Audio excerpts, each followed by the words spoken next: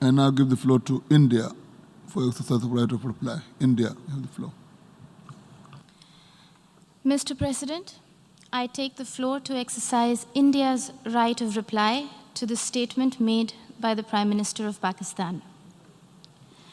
Every word spoken from the podium of this august assembly, it is believed, carries the weight of history.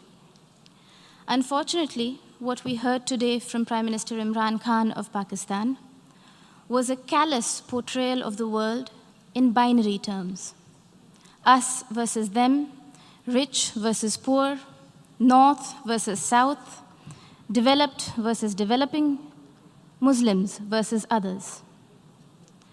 A script that fosters divisiveness at the United Nations, attempts to sharpen differences and stir up hatred are, simply put, hate speech. Rarely has the General Assembly witnessed such misuse, rather abuse, of an opportunity to reflect. Words matter in diplomacy. The invocation of phrases such as pogrom, bloodbath, racial superiority, pick up the gun, and fight to the end reflect a medieval mindset and not a 21st century vision. Prime Minister Imran Khan's threat of unleashing nuclear devastation qualifies as brinksmanship, not statesmanship.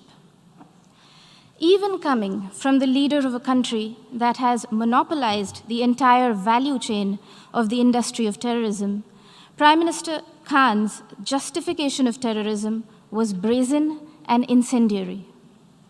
For someone who was once a cricketer and believed in the gentleman's game, today's speech bordered on crudeness of a variety reminiscent of the guns of Dara Adam Khel. Mr. President, now that Prime Minister Imran Khan has invited UN observers to Pakistan to verify that there are no militant organizations in Pakistan, the world will hold him to that promise.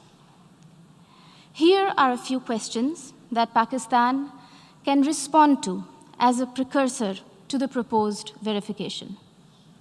Can Pakistan confirm the fact that it is home to 130 UN-designated terrorists and 25 terrorist entities listed by the UN as of today? Will Pakistan acknowledge that it is the only government in the world that provides pension to an individual listed by the UN in the Al-Qaeda and Daesh sanctions list? Can Pakistan explain why, here in New York, its premier bank, the Habib Bank, had to shut shop after it was fined millions of dollars over terror financing? Will Pakistan deny that the Financial Action Task Force has put the country on notice for its violations of more than 20 of the 27 key parameters? And finally, would Prime Minister Khan deny to the city of New York that he was an open defender of Osama bin Laden? Mr. President, having mainstreamed terrorism and hate speech, Pakistan is trying to play its wild card as the newfound champion of human rights.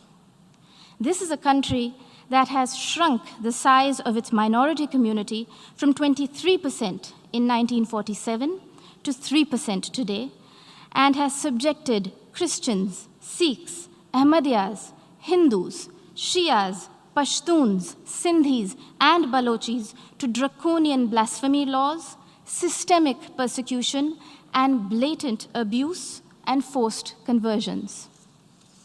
Their newfound fascination for preaching human rights is akin to trophy hunting of the endangered mountain goat, the markhor. Pogroms, Prime Minister Imran Khan Niazi, are not a phenomenon of today's vibrant democracies. We would request you to refresh your rather sketchy understanding of history. Do not forget the gruesome genocide perpetrated by Pakistan against its own people in 1971 and the role played by Lieutenant General A.A.K. Niazi. a sordid fact that the Honorable Prime Minister of Bangladesh reminded this assembly about earlier this afternoon. Mr. President, Pakistan's virulent reaction to the removal of an outdated and temporary provision that was hindering development and integration of the Indian state of Jammu and Kashmir stems from the fact that those who thrive on conflict never welcome the ray of peace. While Pakistan has ventured to upstream terrorism and downstream hate speech there, India is going ahead with mainstreaming development in Jammu and Kashmir.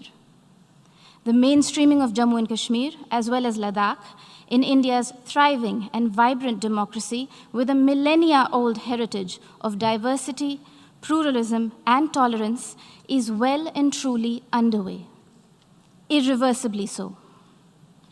The citizens of India do not need anyone else to speak on their behalf, least of all those who have built an industry of terrorism from the ideology of hate.